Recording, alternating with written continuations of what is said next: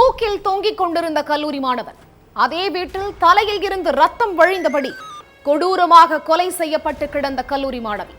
சடலமாக கிடந்த மகளை பார்த்து கதறி அழுத தாய். மாணவியை கொலை செய்துவிட்டு மாணவன் தூக்கில் தொங்கியதற்கு என்ன காரணம்? நடந்தது என்ன?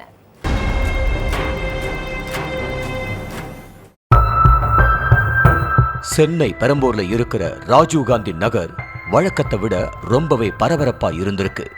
அந்த நேரத்துல தன்னோட வீட்டு வாசல்ல நின்னு பல்லு விளக்கிட்டு இருந்த ஒருத்தர் பக்கத்து வீட்டு ஜன்னலை பார்த்து கூச்சல் போட்டு இருக்காரு. அந்த ஏரியா சின்னது அப்படிங்கிறதுனால அவரோட அலறல் சப்தம் அக்கம் பக்கத்துல உள்ளவங்களுக்கு பலமா கேட்டு இருக்கு. எதுக்காக இவரு காலங்காத்தால இப்படி கத்தறாருன்னு ஓடி வந்து பார்த்தவங்களோ அந்த ஜன்னல் வீட்டுக்குள்ள இருந்த கோர காட்சிய பார்த்து அலறி இருக்காங்க. அதுக்கு பிறகு அந்த தகர வீட்டோட கதவை உடைச்சி உள்ள போய் பார்த்தவங்களுக்கு அதை விட இன்னும் பேரதிர்ச்சி காத்துக்கிட்டு இருந்திருக்கு. 19 வயசு ஆகாஷ்ங்கிற மாணவனும் அதே வயதுடைய அபிநயாங்கிற மாணவியும் சடலமா கிடந்திருக்காங்க. அதுல ஆகாஷ் தூக்குல தொங்கிட்டு இருந்ததை பார்த்துதான் அந்த நபர் கத்தி கூச்சல் போட்டு இருக்காரு.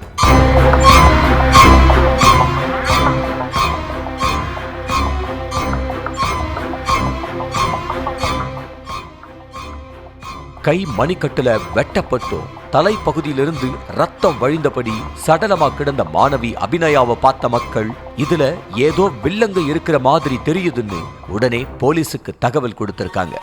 அடுத்து அங்கு வந்த போலீஸ்காரங்க 2 பேரோட சடலத்தை பிரேத பரிசோதனைக்கு அனுப்பி வச்சுட்டு விசாரணையில இறங்கினாங்க. ஆகாஷ் அபிநயா குடியிருந்த பக்கத்து வீட்டுக்காரங்க கிட்ட அவங்கள பத்தி விசாரிச்ச போலீஸ் 2 பேரும் சடலமா கிடந்த வீட்டையும் சோதனை பண்ணி இருக்காங்க. அப்ப 2 செல்போனை கைப்பற்றின காவலர்கள் ரத்தம் படிஞ்சிருந்த செங்கலையும் கைப்பற்றி ஆய்வுக்கு அனுப்புனாங்க.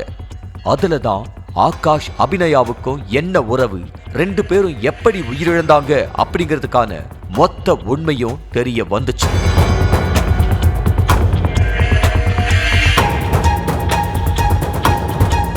விழுப்புரம் திருவண்ணை நல்லூர்ல உள்ள கண்ணாரம்பட்டு கிராமத்தைச் சேர்ந்த சந்தோஷ் விஜயலட்சுமியோட மகன்தான் ஆகாஷ்.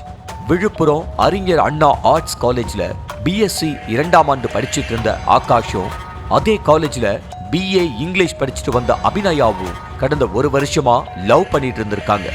அபிநயாவோட அப்பா அம்மா கூலி வேலைக்கு போய் குடும்பத்தை கவனிச்சுட்டு வர்றாங்க. எப்படியாவது மகளை அட்வொகேட்டா ஆக்கிடணும்னு இரவு பகலுன்னு பார்க்காம வேர்வையை சிந்தி அபிநயாவை படிக்க வச்சுட்டு இருந்திருக்காங்க பெற்றோர்.